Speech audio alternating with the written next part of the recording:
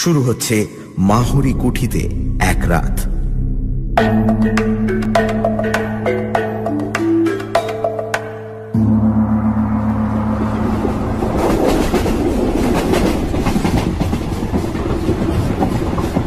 ট্রেনে যেতে যেতে ব্যাপারটা যতই ভেবে দেখছিলাম ততই আরো অদ্ভুত লাগছিল।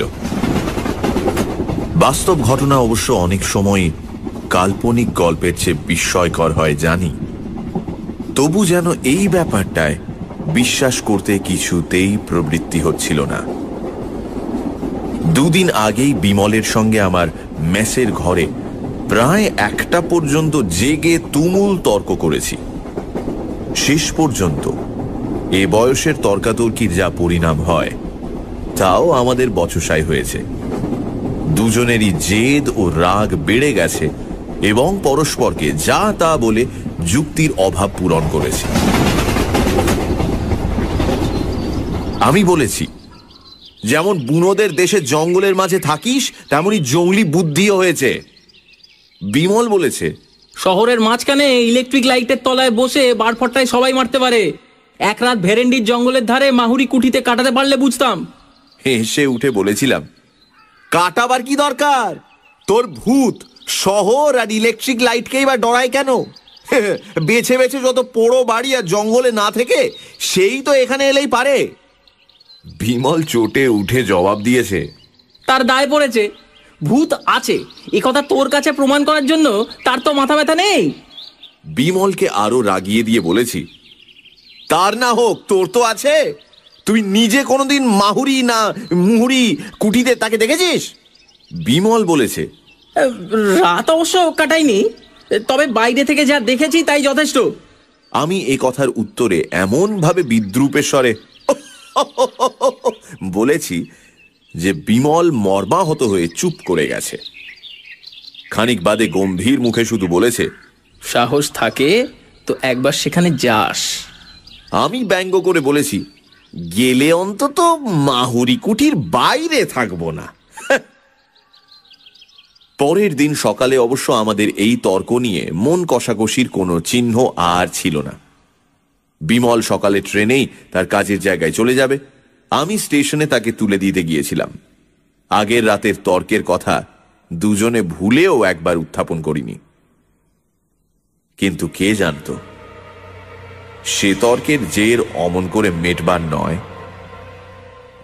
দুদিন বাদেই আমাকে সত্যি সত্যি ভেরেন্ডির জঙ্গলের উদ্দেশ্যে রওনা হয়ে পড়তে হবে। তাই বা কে ভেবেছিল? বিমল চলে যাওয়ার পর একটা রাত পার হতেই দুপুরবেলা হঠাৎ টেলিগ্রাম পেয়ে স্তম্ভিত হয়ে গেছি। বিমল মরণাপন্ন, এখনই আমার যাওয়া দরকার। টেলিগ্রামের মর্ম এই। যাওয়া যে দরকার সে বিষয়ে কোনো সন্দেহ নেই, কিন্তু যাওয়া সোজা নয়। ছোটনাগপুরের একটা নগণ্য স্টেশনে নেমে মাইল 10-12 গেলে ভেরেন্ডির জঙ্গল পাওয়া যায়। এই জঙ্গলের মাঝখানে একটা পুরনো তামার খনিকে নতুন করে আবিষ্কার করে আজ 2 বছর বিমল সেখানে কাজ করছে। সেই নির্বান্ধব পুরীতে যে সমস্ত কুলিমজুর নিয়ে সে দিন কাটায়, সাংঘাতিকভাবে অসুস্থ হয়ে পড়লে তারা যে কোনো সাহায্যই করতে পারবে না এটা ভালো করেই বুঝতে পারছিলাম। টেলিগ্রাম পাওয়ার পরই বিকেলে রওনা হয়ে পড়েছি। ভেরেন্ডির জঙ্গলে বিমলের নিমন্ত্রণ এভাবে রক্ষা করতে যেতে হচ্ছে ভেবে সত্যিই অদ্ভুত লাগছিল, আর বিরক্তি লাগছিল যেতে এমন দেরি হওয়ায়। যে স্টেশনে নেমে ভেরেন্ডির জঙ্গলে যেতে হয় অত্যন্ত নিকৃষ্ট ধরনের প্যাসেঞ্জার ছাড়া আর সব গাড়ির কাছেই তা অস্পৃশ্য।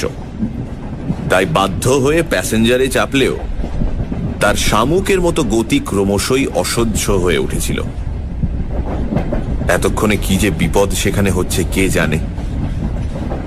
বিমল অত্যন্ত শক্ত ধাতের ছেলে, সহজে সে কাতর কিছুতেই হয় না।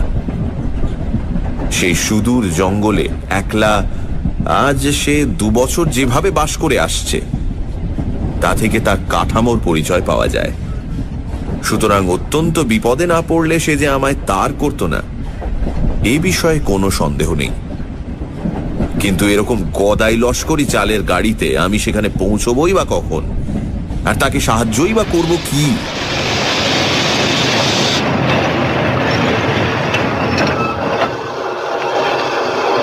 বিকেলবেলা যে গাড়ি রওনা হয়েছিল সমস্ত রাত গুটি গুটি করে চলে ভোর প্রায় 4টের সময় টিনের চাল দেওয়া নিতান্ত আক্ষুটে চেহারার একটি স্টেশনে সে গাড়ি আমায় নামিয়ে দিলে। প্ল্যাটফর্ম বলতে কাঁকড় ফেলা খানিকটা জায়গা, ট্রেনের সবকটা পাদানি বেয়ে সেখানে নামতে হয়। স্টেশন নয়, মনে হলো যেন জনহীন কোনো প্রান্তরে নেমেছি। শীতের রাত্রে ভোর 4টের সময় বেশ অন্ধকার থাকে, তার উপর গাঢ় কুয়াশায় স্টেশনের একটি মিটমিটে তেলের বাতি প্রায় অদৃশ্যই হয়ে গেছে। প্ল্যাটফর্মে জনমানব কেউ আছে বলে মনে হলো না। মিনিট খানেক থেমে গাড়িটা স্টেশন ছেড়ে চলে যেতেই তার নির্জনতা আরো যেন ভয়াবহ হয়ে উঠল। ট্রেনের আলোয় ও আওয়াজে নিজের নিঃসঙ্গতা এতক্ষণ এমন স্পষ্টভাবে বুঝতে পারিনি, কিন্তু এই স্টেশন থেকে বেরোতে তো হবে। ভেরেন্ডির জঙ্গলের রাস্তা এখান থেকে 10-12 মাইল দূর, এইটুকু মাত্র জানি। কোন দিকে যে যেতে হবে সে সম্বন্ধে কোনো ধারণাই নেই। জিজ্ঞাসাই বা করি কাকে? টিকিট চাইতেও তো কেউ আসে না। স্টেশনের অস্পষ্ট বাতিটার দিকে এবার এগিয়ে গেলাম। স্টেশনের ঘরে কোনো না কোনো লোক নিশ্চয়ই আছে। সত্যি একেবারে আঁতকে উঠে দাঁড়িয়ে পড়লাম। মানুষ নয়, যেন বাঘের গলার আওয়াজ।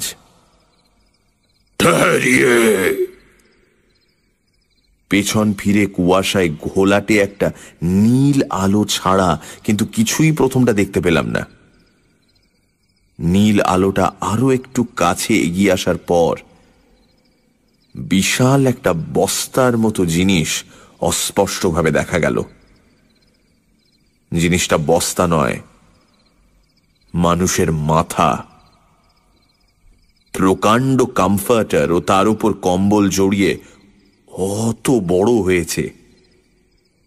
সেই কম্বল ও কমফর্টারের সামান্য একটু ফাঁকের মধ্যে এবার প্রকাণ্ড একজোড়া গোঁফ ও দুটি জলজলে চোখ দেখা গেল। শরীরের অন্যান্য অংশ অন্ধকারে অস্পষ্ট। সত্যি প্রথমটা কেমন যেন হতবুদ্ধি হয়ে গেছিলাম।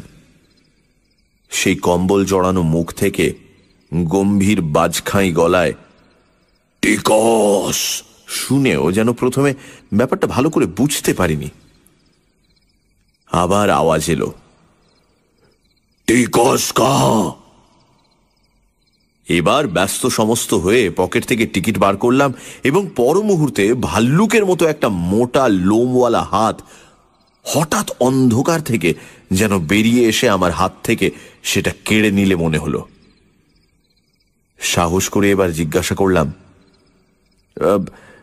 ভেরেন্ডির জঙ্গলের রাস্তা কোন দিকে বলতে পারেন? নীল আলোটা দূরে সরে যেতে শুরু করেছিল ইতিমধ্যে।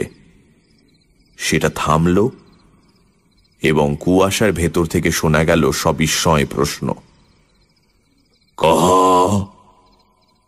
ভেরেন্ডির জঙ্গল, যেখানে তামার খনি আছে। নীল আলোটা আমার কাছে সরে এলো। কমফর্টার ও কম্বলের বস্তার তলা থেকে দুটি চোখ আমায় তীক্ষ্ণ সবিস্ময় দৃষ্টিতে লক্ষ্য করছে। বুঝতে পারছিলাম ব্যাপারটা কি। হঠাৎ উদার মত জানা শুনে চমকে উঠলাম এবং কিছু জিজ্ঞাসা করবার পূর্বেই বিমূঢ় হয়ে দেখলাম লোকটা চলে যাচ্ছে। পর মুহূর্তে নীল আলোটাই হঠাৎ বোধহয় নিভে গেল অন্ধকারে অন্তত আর কিছু দেখা গেল না। কিন্তু আমার এখন প্ল্যাটফর্মে দাঁড়িয়ে থাকলে তো চলবে না। স্টেশনের সেই আলোটি লক্ষ্য করে আবার এগিয়ে গেলাম। সেই আলোর কাছেই বাইরে বেরোবার গেটটা পেয়ে তবু আশ্বস্ত হওয়া গেল পাশেই স্টেশনের একটিমাত্র ঘর।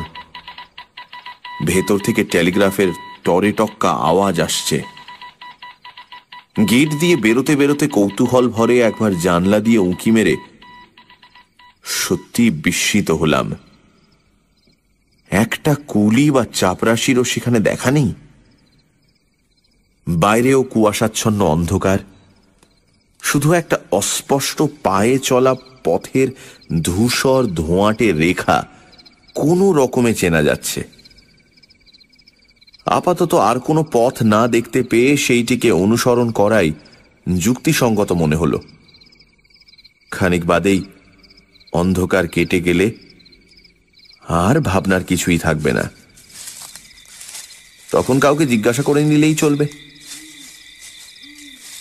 কিন্তু আকাশ পরিষ্কার হওয়া সত্ত্বেও কাউকে জিজ্ঞাসা করবার সুবিধা কিছুই হলো না। এরকম নির্জন পথ কোথাও আছে বলে জানতাম না। চারিধারে বিশাল ঘন জঙ্গল, একেবারে নিস্তব্ধ। মানুষ দূরের কথা, এই ভোরের বেলা একটা পাখির আওয়াজও সেখানে শোনা যায় না। সৌভাগ্যের কথা, জঙ্গলের মধ্যে পায়ে চলার দু একটা রেখা ছাড়া এই পথ কোথাও দুভাগ হয়ে যায়নি। ঘণ্টা চারেক চলার পর পথ ক্রমশ উপরে উঠেছে বুঝতে পারলাম। জঙ্গলও সেখানে আরো নিবিড়। একটা চড়াই পার হয়ে দূরে একটা পাথুরের ঢিবির ধারে ছোট একটা বস্তির মতো দেখতে পাওয়া গেল। সে বস্তির পেছনে একটা বিশাল ভাঙা পোড়ো বাড়ি পাথুরে ঢিবির সঙ্গে পাল্লা দিয়ে জঙ্গলের উপর মাথা তুলেছে। কাছে গিয়ে যন্ত্রপাতি ইত্যাদির চিহ্ন পেয়ে বুঝলাম সেইটাই খনি। কিন্তু এখানেও যে জনমানব নেই। খোলার চালের ঘরগুলির অধিকাংশই সকালবেলাও বন্ধ। টালিতে ছাওয়া বাংলো প্যাটার্নের একটি বাড়ি তার মধ্যে দেখতে পেয়ে সেইটাই বিমলের থাকবার জায়গা হবে মনে করে দরজায় গিয়ে কড়া নাড়লাম। কোনো সাড়া শব্দ নেই। দরজায় মৃদু একটা ধাক্কা দিতেই সেটা খুলে গেল। সামনেই বসবার ঘর, কয়েকটা বেতের চেয়ার ও একটা টেবিল পাতা। পেছন দিকে ভেতরের দিকের দরজায় পর্দা ঝুলছে। এ ঘরেও কেউ নেই। পর্দাটা সরিয়ে ভেতরে ঢুকতে যাচ্ছি এমন সময় পেছনে পায়ের আওয়াজ শুনে চমকে পেছন ফিরে তাকালাম। চমকে উঠবার কথা বটে।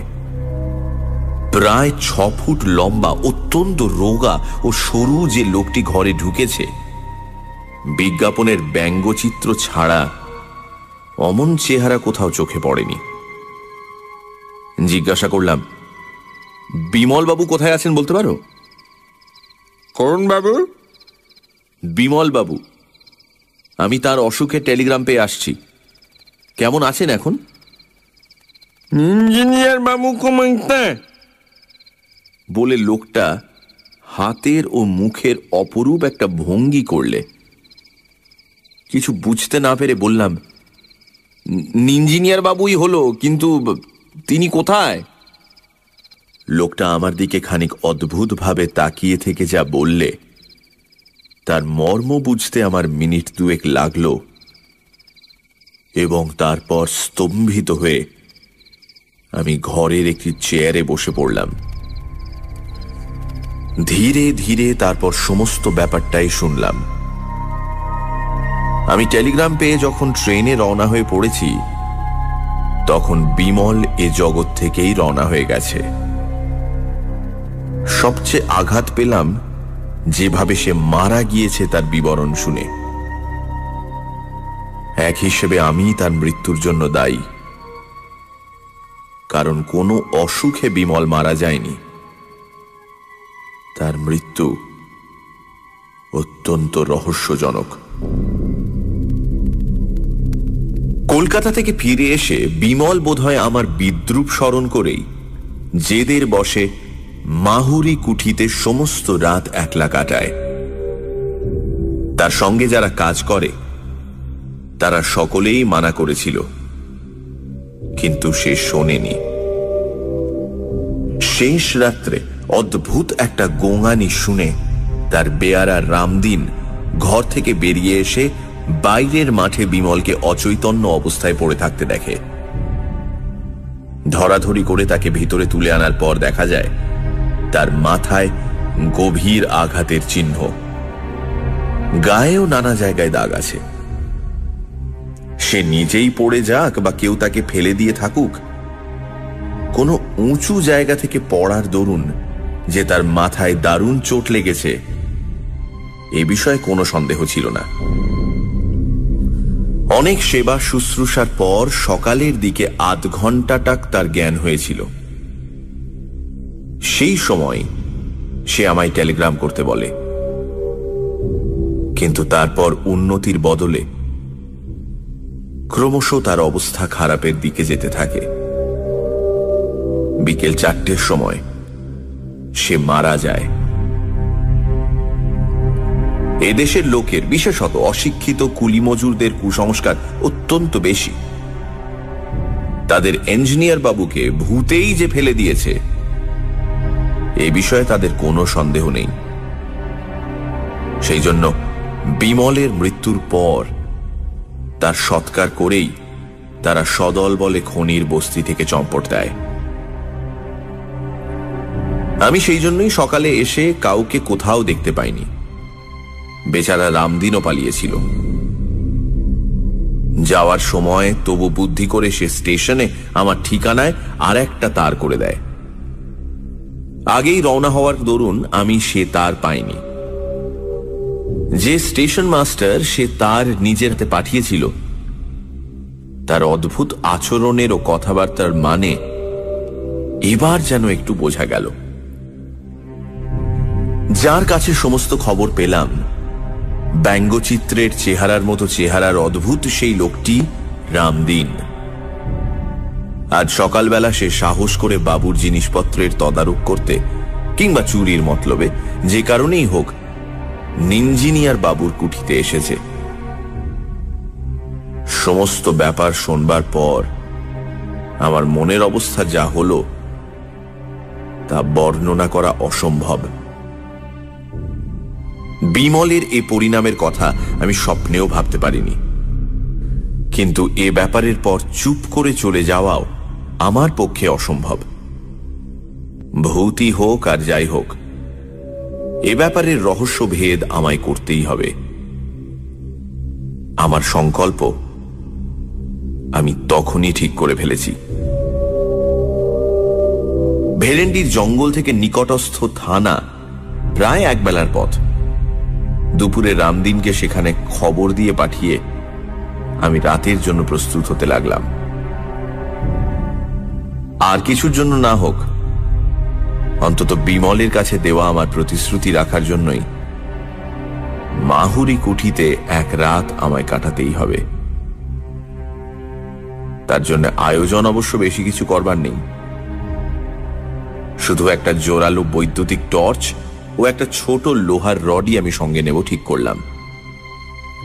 সন্ধ্যের আগে রামদিনের ফিরে আসবার কথা, কিন্তু রাত প্রায় 7টা হয়ে গেলেও তার কোনো পাত্তা পাওয়া গেল না। মুখে আমায় কথা দিলেও ভূতের ভয়ে সে যে শেষ পর্যন্ত সরে পড়েছে বুঝতে পারলাম। কিন্তু পুলিশের লোকেরও দেখা নেই কেন? রামদিন কি থানায় খবরও তাহলে দেয়নি? জঙ্গলের মাঝে পরিত্যক্ত খনির বস্তিতে আমি সম্পূর্ণ একা। রাত 9টা বাজবার পর আর অপেক্ষা করতে পারলাম না। পুলিশের লোক আসুক বা না আসুক, মাহুরি কুঠিতে একাই আমায় যেতে হবে। সানডে সাসপেন্সে আজ প্রেমেন্দ্র মিত্র লেখা মাহুরি কুঠিতে এক রাত। ভূতের অস্তিত্ব নিয়ে দুই বন্ধু ভূপেন আর বিমলের মধ্যে লেগে যায় তুমুল তর্ক। বিমল ভূপেনকে চ্যালেঞ্জ করে বলে, সাহস থাকে তো একবার জঙ্গলের মধ্যে ভুতুড়ে মাহুরি কুঠিতে যেন সে যায়। বিমল কাজ করে একটি জঙ্গলের খনিতে। মরণাপন্ন বিমলের কাছ থেকে হঠাৎ একটা টেলিগ্রাম পেয়ে ছোটা নাগপুরের ছোট সেই স্টেশনে হাজির হয় ভূপেন এবং পৌঁছে জানতে পারে বিমল মাহুরি কুঠিতে রাত কাটাতে গিয়ে রহস্যজনকভাবে মারা গেছে। প্রতিশ্রুতি রাখার জন্য এবং বিমলের মৃত্যুর জন্য নিজেকেই দায়ী মনে করে ভূপেন ঠিক করে সে একাই মাহুরি কুঠিতে রাত কাটাবে। তারপর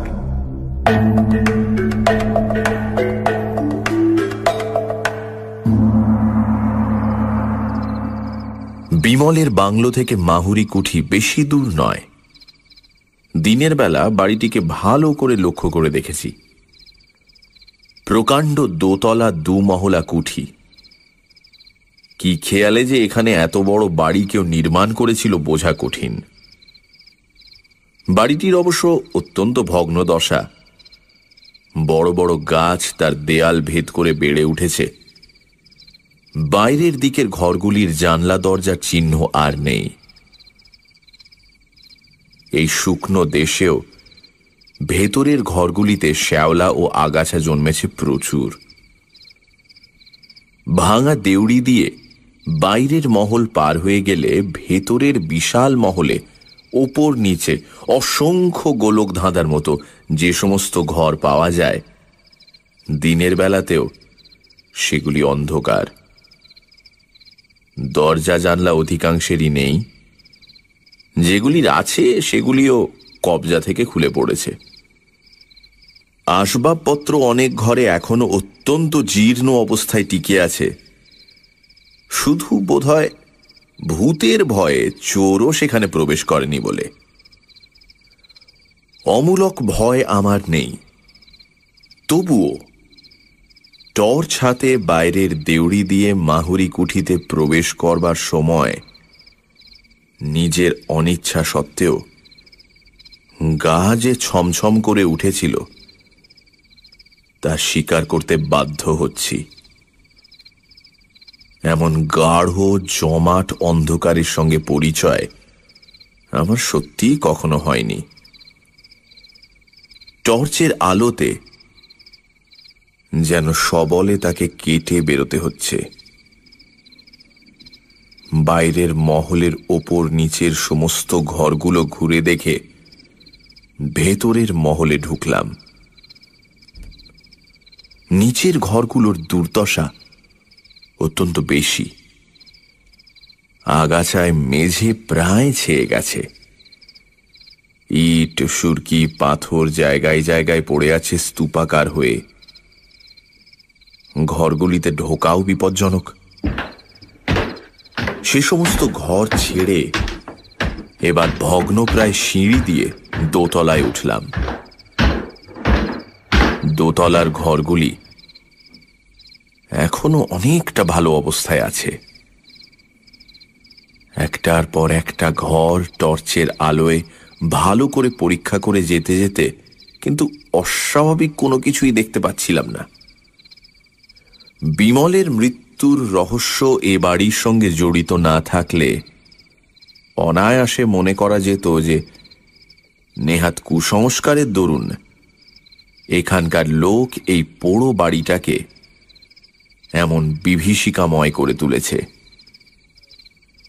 বাড়িটির একটি বিশেষত্ব অবশ্য আগেই উল্লেখ করেছি। ঘরগুলি এমন বিশৃঙ্খলভাবে সাজানো, যেখানে সেখানে দরজা ঘুলঘুলি প্রভৃতি এমনভাবে বসানো যে সব শুদ্ধ একটা বিরাট গোলক ধাঁধা বলে মনে হয়। এক ঘর থেকে আর এক ঘরে যেতে যেতে পথ গুলিয়ে ফেলবার সম্ভাবনা এখানে অত্যন্ত বেশি। সম্প্রতি সত্যিই তাই গুলিয়ে ফেলেছি বলে মনে হচ্ছিল।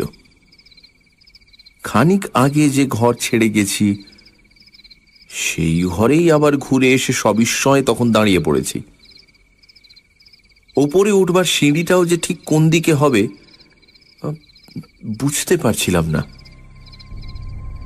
খানিক চুপ করে দাঁড়িয়ে থেকে মাথাটা ঠিক করে নিয়ে আবার এগুতে যাব এমন সময় পায়ে যেন কি একটা ঠেকল। টর্চের আলো সেখানে ফেলে অত্যন্ত বিস্মিত হয়ে গেলাম। জিনিসটা আর কিছু নয়, একটা চামড়ার ব্যাগ। কিন্তু এই ব্যাগটির সঙ্গে আমি পরিচিত। কলকাতায় বিমলের কাছে আমি এটা দেখেছি এবং তার সুন্দর চামড়ার কাজের প্রশংসাও করেছি। ব্যাগটা কুড়িয়ে নিয়ে খুলে ফেলে আরো আশ্চর্য হয়ে গেলাম।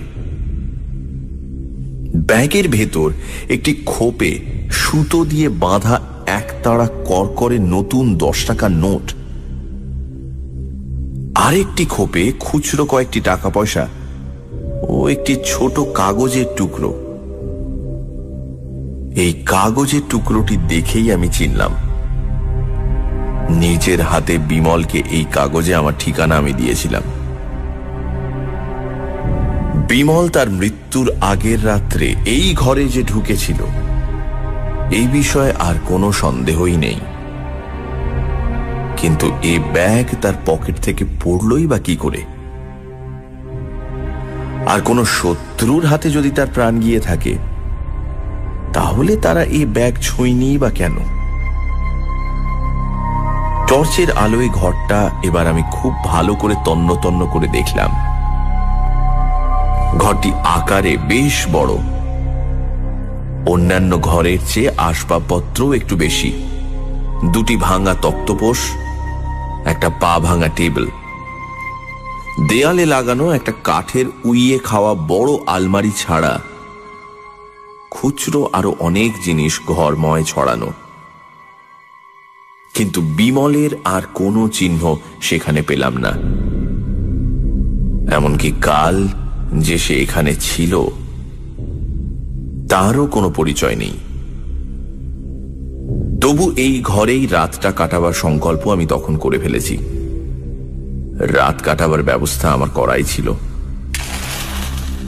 পকেট থেকে মোমবাতি বার করে ভাঙা একটা তক্তপোষের ওপর রেখে জেলে ফেললাম। টর্চের আলো তো সারা রাত জ্বালা যায় না। বাতিটা জেলে তক্তপোষের ওপর বসতে গিয়ে কিন্তু উঠে পড়তে হলো। পাশের ঘরে হঠাৎ হুড়মুড় করে কি একটা ভারী জিনিস পড়ে যাওয়ার শব্দ। এতক্ষণ এই পোড়ো বাড়িতে এ ধরনের কোনো শব্দ কিন্তু শুনিনি। টর্চটা তুলে নিয়ে পাশের ঘরে গিয়ে কিন্তু প্রথমটা একেবারে বিমূঢ় হয়ে গেলাম। হুড়মুড় করে পড়বার মতো কোনো জিনিস সেখানে নেই, অথচ আমি স্পষ্ট সে শব্দ শুনেছি। হতভম্ব হয়ে খানিক দাঁড়িয়ে থেকে আবার আগের ঘরে ফিরলাম। বাতিটা কেমন করে ইতিমধ্যে নিভে গেছে কে জানে। দেশলাই বার করে আবার সেটা জ্বালতে গিয়ে আর জ্বালা হলো না। বাইরের বারান্দায় চটি পায়ে দিয়ে ফট ফট করে চলার স্পষ্ট শব্দ। ঝড়ের মতো এবার ঘর থেকে বেরিয়ে পড়লাম। টর্চ ফেলবার আগেই কিন্তু শব্দটা গেছে থেমে। টর্চ ফেলে অবাক হয়ে দেখলাম সত্যি 2টো মানধাতার আমলের শুকনো চিমড়ে ছেঁড়া বেহারি চটি সেখানে পড়ে রয়েছে। না, ভয় তখনও আমি পাইনি, বরং কোনো দুষ্টু লোকের কারসাজি যে এর ভেতর আছে সেই সন্দেহই আমার তখন দৃঢ় হয়েছে। সে কারসাজির সমুচিত শাস্তি দিতে হবে। চটি 2টো হাতে করে তুলে নিয়ে আবার ঘরে ফিরলাম এবং বাতি জেলে গ্যাঁট হয়ে ভাঙা তক্তপোষের উপর বসলাম ঘটনার পরিণতি দেখবার জন্য। ভুতুড়ে চটি যদি হয় তো আমার চোখের সামনেই চলুক দেখি। মিনিট 10 কোনো কিছুই হলো না। ভুতুড়ে চটির ক্ষমতার বহর দেখে নিজের মনেই হাসছি। এমন সময় সত্যি সমস্ত গায়ে কাঁটা দিয়ে উঠল। চুপি চুপি আমার পেছনে কে যেন স্পষ্ট আমার নাম ধরে ডাকলে একবার। মোমের বাতিতে ঘরে তেমন আলো না হলেও সব পরিষ্কার দেখা যাচ্ছে। পেছনে কেউ কোথাও নেই। তবে এই শব্দ এলো কোথা থেকে? আমার মনের ভুল? কিন্তু মনের এরকম ভুল হওয়াও তো ভালো লক্ষণ নয়। ভয় পেয়ে যাদের মাথা খারাপ হয়ে যায় তারাই চোখে নানা রকম ভুল দেখে, কানে নানা রকম আওয়াজ শোনে বলেই তো জানি। না, আরো সতর্ক এবং সজাগ হয়ে থাকতে হবে এবার। নিজের মনের ভুলে ভয় পাওয়ার মতো লজ্জাকর ব্যাপার আর কিছু হতে পারে না। হাতের ঘড়িটার দিকে চেয়ে দেখলাম রাত প্রায় 12:30। এতক্ষণ শুধু ঘরগুলো ঘোরাফেরা করতেই কেটে গেছে, বুঝতে পারিনি শীতকালের ভোর হতে এখনো প্রায় 6 ঘন্টা বাকি। এই 6 ঘন্টায় শুধু ঘুমে চোখ না জড়িয়ে আসে এইটুকু দেখতে হবে। বসে থাকলে পাছে ঘুম আসে বলে এবার ঘরে পায়চারি করবার জন্য উঠে দাঁড়ালাম। কিন্তু কি আশ্চর্য, আমার প্রত্যেক পা ফেলার শব্দের সঙ্গে সঙ্গে বাইরে যেন আর একটা শব্দ শোনা যাচ্ছে।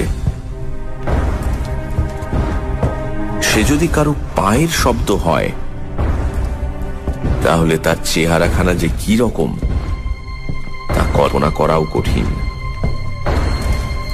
বারান্দায় একটা হাতি হাঁটলেও বোধহয় অমন শব্দ হতো না। পায়চারি করতে করতে ইচ্ছে করে একবার থমকে দাঁড়ালাম। বাইরের শব্দ গেল থেমে। আবার চলতে শুরু করার সঙ্গে সঙ্গেই সে শব্দ শোনা গেল। এবার বাইরে ব্যাপারটা দেখতে যেতেই হলো। টর্চ নিয়ে সমস্ত পথটা কিন্তু তন্ন তন্ন করে বৃথাই খুঁজে দেখলাম। ফিরে এসে দেখি আবার আলো গেছে নিভে। না, ব্যাপারটা ক্রমশই বিরক্তিকর হয়ে দাঁড়াচ্ছে। দেশলাইটা বার করেছি এমন সময়। আলো জ্বেলো না ভূপেন। মিথ্যে কথা বলে লাভ নেই। সমস্ত শিরদাঁড়া বেয়ে একটা যেন বরফ গলানো জলের স্রোত নেমে গিয়ে সমস্ত শরীর অবশ করে দিল। এ যে স্পষ্ট বিমলের গলা। খানিকক্ষণ শুকনো গলা দিয়ে কোনো আওয়াজ বেরুল না। তারপর জড়িত স্বরে কোন রকমে বললাম, কে তুমি? আমি বিমল। দোহাই তোমার, আলো জ্বেলো না। কেন? তাহলে আমার আর এখানে থাকা হবে না। তোমাকে দুটো কথা বলে যেতে চাই, তাও বলে যেতে পারবো না। তুমি ভয় পেয়েছো ভূপেন? ধরা গলায় ঢোক গিলে বললাম, না। তাহলে টর্চ না জেলে এগিয়ে এসে এই তক্তপোষটায় বসো। আমি হাতড়ে হাতড়ে তক্তপোষটায় এসে বসলাম। অন্ধকারে আবার শোনা গেল, তুমি আসাতে কি খুশি যে হয়েছি বলতে পারি না। কথাটা শুনে নিজে যথেষ্ট খুশি না হলেও বললাম, তাই নাকি? হ্যাঁ, তুমি না এলে আমায় এখানে কত কাল বন্দী হয়ে থাকতে হতো কে জানে। কেন? দুটো দরকারি কথা না বলে আমি পৃথিবী ছেড়ে যেতে পারছিলাম না। পৃথিবী ছেড়ে কোথায়? খানিকক্ষণ কোনো উত্তর পাওয়া গেল না।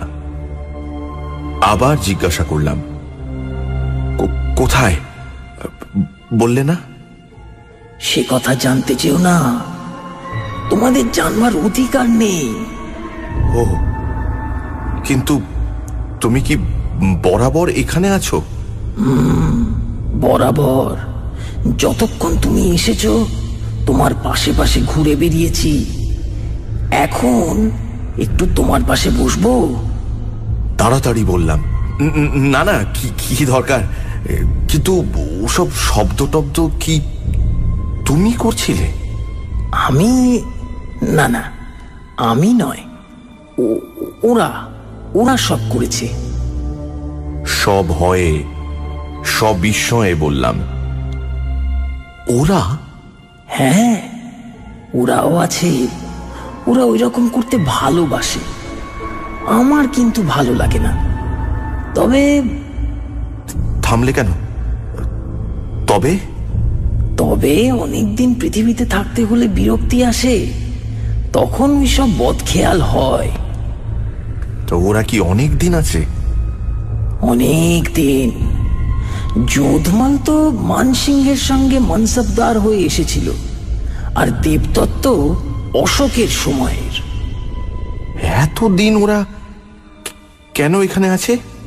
কি করবে, মায়ার বন্ধন। যোধমল এখানকার এক রাজকোষ লুট করবার সময় দামি একটা মতির মালা পেয়ে এক জায়গায় লুকিয়ে রেখেছিল। সেই লুকোনো জায়গার কথা কাউকে জানাবার আগেই তলোয়ারের খোঁচায় মারা যায় বলে বেচারার আজও মুক্তি হলো না। একটু উৎসুক ভাবে বললাম, কাউকে জানালেই তো পারে। যাকে তাকে জানালে তো হবে না। ওর বংশধর, আত্মীয় স্বজন, অন্তত দেশের লোক না হলে জানাবার উপায় নেই। অর্থাৎ মারোয়ারি চাই? মারোয়ারিরা আবার এধার মারায় না। যোধমাল সম্বন্ধে নিরুৎসাহ হয়ে বললাম, আর দেবদত্ত? দেবদত্ত? দাঁড়াও, জিজ্ঞেস করে দেখি। খানিকক্ষণ সব নিস্তব্ধ। তারপর শোনা গেল, দেবদত্তের উদ্ধার হওয়া আরো শক্ত। কেন? অশোকের সময় ও কি একটা মঞ্জুশ্রী না ধ্যানশ্রীর মূর্তি গড়েছিল। সেটা এখনো আবিষ্কৃত হয়নি বুঝি? কোথায় সেটা?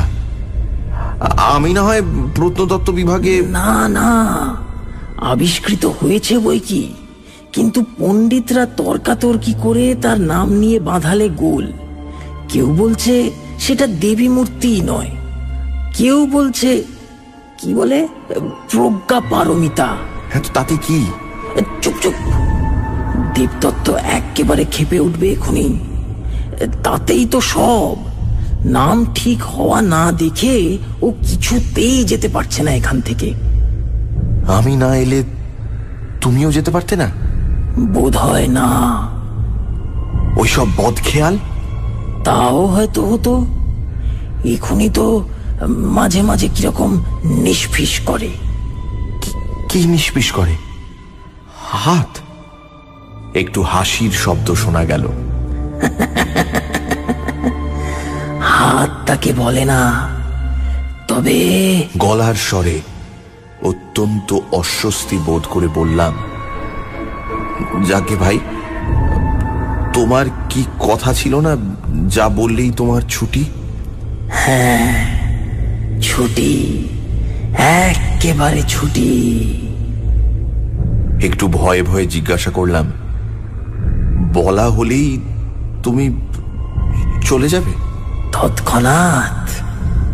কিন্তু তুমি চলে গেলে এই যোধমাল আর দেবদত্ত? না না, তোমার কোনো অনিষ্ট ওরা করবে না, আমার বারণ আছে। তবে বলো এবার। এই বলছি। ও আবার কি? ও কিছু না। কিন্তু হেঁচকির মতো শোনালো যেন। পাগল, হেঁচকি কোথায়? কিন্তু আমরা তো ওকেই হেঁচকি বলি। আমরা বলি না। তবে কি ওটা? ও আমাদের ভৌতিক দেহের বুৎকার। বুৎকার কি? ও কথার মানে তোমরা বুঝবে না। ওটা এই জগতের কথা। ও জগতের কথা আলাদা নাকি? হ্যাঁ, এতক্ষণ তো বেশ বাংলা বলছিলে। অনেক কষ্টে অনুবাদ করে বলতে হচ্ছিল, কিন্তু বুৎকারের অনুবাদ হয় না। না ভাই, এটাই হেঁচকি। বুৎকার। আমি তাহলে আলোটা জ্বালছি। দোহাই তোমার, এখনো আমার কথা বলা হয়নি। কথা তুমি পরে বলো খন, এখন একটু জলের চেষ্টা করি। আমাদের জল লাগে না, আলো জ্বাললেই আমায় চলে যেতে হবে। তা না হয় খানিক চলে গিয়ে তোমার বুৎকারটা থামিয়ে এসো। বলে সত্যি দেশলাই বের করে মোমবাতিটা জেলে ফেললাম। কিন্তু এ কি, ঘরে যে কেউ নেই। এ কি ব্যাপার? বিমল, তুমি আছো এখানে? বিমলের কোনো উত্তরের বদলে শোনা গেল কয়েক সেকেন্ড মাত্র বিমূঢ় হয়ে দাঁড়িয়ে থাকবার পর আমার মনে আর কোনো সংশয় রইল না। এগিয়ে কড়া দুটো ধরে সজোরে কাঠের আলমারির পাল্লা দুটো আমি খুলে ফেললাম। কি বিমল, তুমি সশরীরে? বিমলের গলা থেকে বেরোলো, ব্যাপারটা এতক্ষণে বোধহয় অনেকখানি বোঝা গেছে। হেঁচকিটুকু উঠে সব না খেঁচড়ে দিলে বিমলের ফন্দিকে সার্থক বলা চলত। তার টেলিগ্রামে আমি বিশ্বাস করেছিলাম এবং আগের দিন মাইল 10 দূরের এক মস্ত মেলার জন্যে খনির লোকজনকে ছুটি দেওয়ায় তার অন্যদিকে সুবিধে হয়ে গেছিল। শুধু রামদিনকে ষড়যন্ত্রের মধ্যে তাকে টানতে হয়েছিল। পোড়ো বাড়িতে তার দুর্মুষ ফেলা ও পেটানোর আওয়াজের যে নমুনা সে দেখিয়েছে, তাতে তারিফ তাকে অবশ্যই করতে হয়। অবশ্য স্টেশন মাস্টারের অদ্ভুত মূর্তি ও আচরণ বিমলের ফন্দিকে সাহায্য করবে এ কথা সেও ভাবেনি।